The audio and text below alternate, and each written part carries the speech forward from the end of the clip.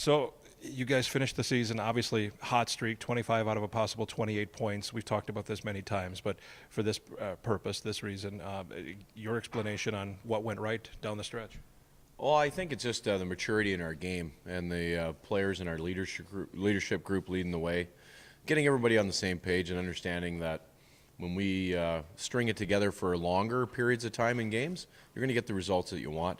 I think in our February when we struggled, we would have moments where we would do it, but things wouldn't go our way and we get individualistic and we get outside of what we wanted to do. And it's just consistent play from our leadership group, driving the train inside the room and getting the guys all on the same page. One thing about the injuries that happened this season too, with all the injuries and the call-ups and everything, you were able to develop even more depth that I think than you probably thought you had back in January and February. So you got a lot of guys now going into a playoff series, which could be 5 games in 8 days. You might need to rely on that depth that is used to playing.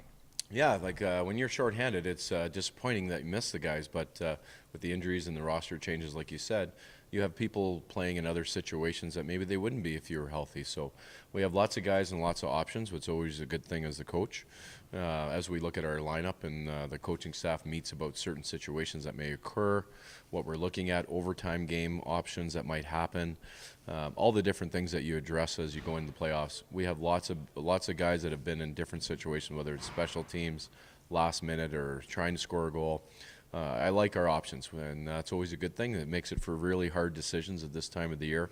The guys all want to be in the lineup. They all want to play 20 minutes a game, and the ice time pie is only so big. So it's tough decisions, but it's the decisions that we like to have as a coach. It's nice to go in too hot, right? It's nice that you didn't lose 3 games to go in or 4 games or whatever. Yeah, for sure. Our focus is we're not going to overdo it. We just want to play the next game. We wish it was today. We're ready to play. Our team's ready to play. They're chomping at the bit. We'll prep and we'll do the things we need to do, but with the way things are going, we want to play the next game as soon as we can. Is it the team focusing on that next game? It's still a few days away.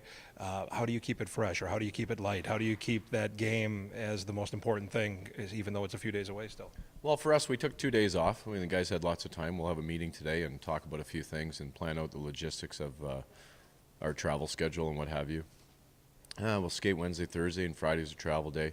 Skate Saturday, get ready for the first game, and it's a 4 o'clock start, so it's a little earlier. We want to make sure we get in early enough to have a skate and get the bus legs out and prepare. Outside of that, it's just a normal day. We're getting ready for Sunday. We can't wait to play. We're excited for playoffs. Every team has an opportunity that's in the playoffs now, but half the league is eliminated. So you've moved ahead and you've separated yourself from that group, and now there's another team in front of us with the Iowa staring us down. They have the same expectations we do. They expect to win this series. We expect to win this series. Usually that means for a pretty good matchup. What you said about normal day, though, that's key, isn't it? Try to keep it as normal as it's been, especially the last 6 weeks around here. Yeah, and hey, I've coached a long time, and I've in different times overcoached and undercoached and given them too much information. We're just going to do what we do. We're going to play our game. We're going to watch the tape. The coaches are going to grind a ton of stuff. And if we watch, we might kick 1% of the work we do out to the players. They're not going to see all the stuff we do, but we're going to be ready for any situation we see.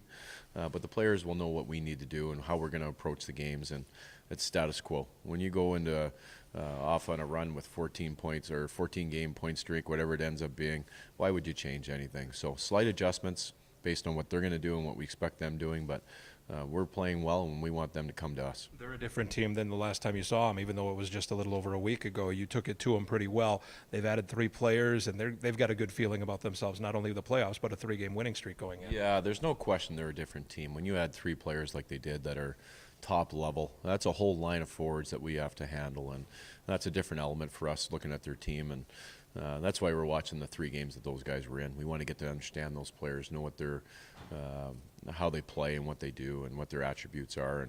And but for us, again, no matter who they play, we're worrying about ourselves, and that's a nice place to be.